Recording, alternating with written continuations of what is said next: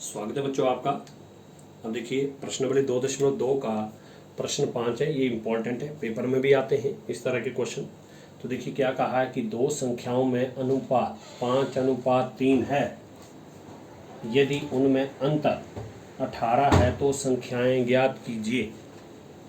दो संख्याओं में अनुपात 5:3 है, यदि उनमें अंतर 18 है तो संख्याएं ज्ञात कीजिए। अब देखो दो संख्याओं में अनुपात दिया है, जब भी अनुपात देते हैं तो देखिए आपके बीच में यानी कि ये कहा है तो इनमें एक सेम संख्या दोनों में मल्टीप्लाई होती है, क्योंकि अनुपात जो है हमारे पास काटने के बाद आता है कि यानी कि उसी संख्या से दोनों काटने के बाद आता, तो हो सकता है इसमें गुणा 2 हो और इसमें भी गुणा 2 हो। तो देखिए 5 दूने 10, 3 दूने 6, काटेंगे तो देखो 2 से कटेगा, 2 पंजे 10 और 2 3 6। तो इसलिए आप इन दोनों में क्या करते हैं कि माना दो संख्याओं की बात की तो माना पहली संख्या बराबर है 5 है, तो इसको 5x मानेंगे। आप क्या करेंगे? 5x मानेंगे। क्या मानेंगे? 5x। ठीक है। तो दूसरी संख्या, इसलिए दूसरी संख्या, तो दूसरी संख्या क्या होगी? आप पास 3x, यानी कि आपने एक ही संख्या इसमें गुणा करनी होती है, इसलिए हमने माना कि एक विशिष्ट अनुपात हमने क्या लिया? x, यानी कि x से दोनों को गुणा किया। ठीक है। अब प्रश्न अनुसार क्या कहा देखिए,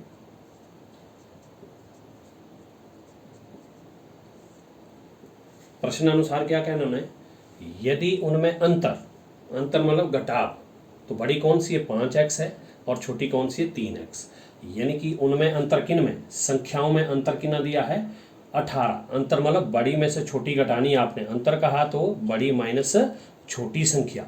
ठीक है। यानी कि बड़ी संख्या है 5x, अंतर मतलब माइनस छोटी संख्या है 3x, तो कितना कहा है इन्होंने? 18। कितना कहा है? 18। अब देखिए ध्यान से, अब 5x से पहले कोई चीज़ नहीं तो वो प्लस का है, 3x से पहले माइनस का है तो माइनस। अब देखिए एक संख्या प्लस की एक माइनस की, तो 5 में 3 घटे 2x, चिन्ह का ध्यान रखना। ये आ गया 2x बराबर है 18 का 18। अब हमने x का मान ज्ञात करना, तो इसलिए x बराबर है 18। ये जो 2 गुणा कर रहा है तो गुणा करने वाला कहाँ जाता है? बटे। अब देखिए 2 एकम 2, 2 9 18, 2 9 18। तो इसलिए हमारे पास x जो आ गया, x आ गया 9, बटे में 1 लिखने की जरूरत नहीं। ठीक है। x 9 आया, इसलिए लिखेंगे आप, इसलिए पहली संख्या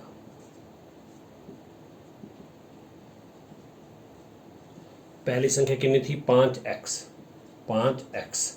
तो बराबर है 5 का 5, बीच में क्या चिन्ह होता है? गुणा। x कितना आ गया? 9, तो 5 9 45। ये आपकी पहली संख्या आई। अब उसके बाद आप दूसरी भी निकालनी, इसलिए दूसरी संख्या, तो दूसरी संख्या थी आपके पास, देखो 3x। कितना था आपके पास? 3x।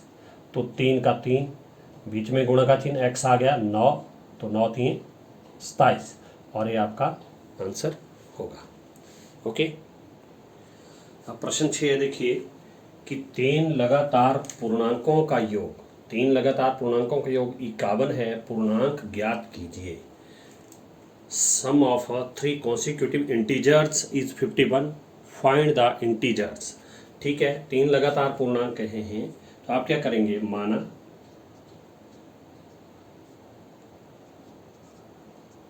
3 लगातार पूर्णांक, देखिए पहला लिया मैंने x, तो दूसरा क्या होगा? x जमा 1, तीसरा क्या होगा? x जमा 2। हमें पता ही नहीं कौन कौन है। पहला पूर्णांक लिया x, दूसरा होगा x जमा 1, तीसरा होगा x जमा 2। क्यों?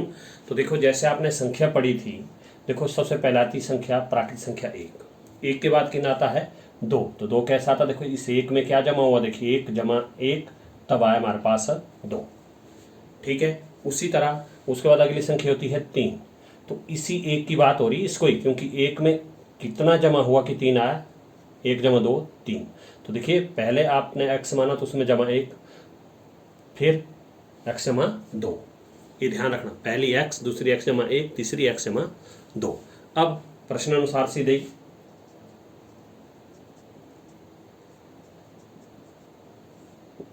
इन्होंने क्या कहा कि लगातार पूर्णांकों का योग, योग मतलब जहां भी आपके कोमे लगे उनके जगह क्या लगेगा, प्लस।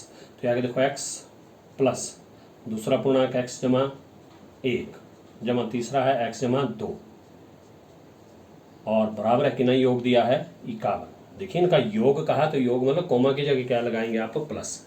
अब देखिए ध्यान से देखिए, अब 1x 1x 1x सारे चर, पहले आपने वेरिएबल इक्वल करने हैं x x x, इनके इसके पीछे भी एक, इसके पीछे भी एक, इसके पीछे भी एक, एक एक एक, तीनों प्लस कहें तो 1 जमा 1 जमा 1 3x, कितना हो गया आपके पास 3x। अब हमारे पास कांस्टेंट टर्म भी आप हल कर सकते हैं। यहाँ पर देखिए एक कांस्टेंट है और दो भी कांस्टेंट है, 1 और 2, तो ये अलग से हैं। तो 1 जमा 2 कितना हो गया, देखिए 3, क्योंकि दोनों जमा के, 1 भी जमा का 2 भी जमा का, तो ये आ गया जमा 3। यहाँ पर आपको चिन्ह लगाना पड़ेगा क्योंकि बीच में लिख रहे हैं, तो जमा 3। यहाँ क्यों नहीं लगाया, क्योंकि पीछे शुरू में है इसलिए नहीं, लेकिन यहाँ पर आपको जमा का चिन्ह लगाना पड़ेगा।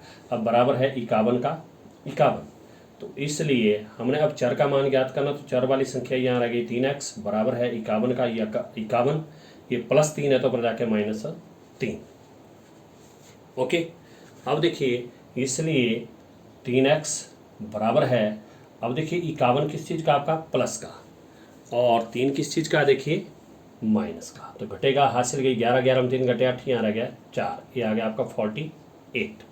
तो इसलिए आपने x का मान ज्ञात करना, तो x बराबर है 48 और ये गुणा करने वाला चले गया बट्टे में। अब देखिए ये काटेगा तो 3 एकम 3, 3 एकम 3, एक बच गया 18, 3 छिके 18, तो x बराबर कितना आ गया 16, x आ गया 16। तो अब आप लिख सकते हैं कि इसलिए पूर्णांक,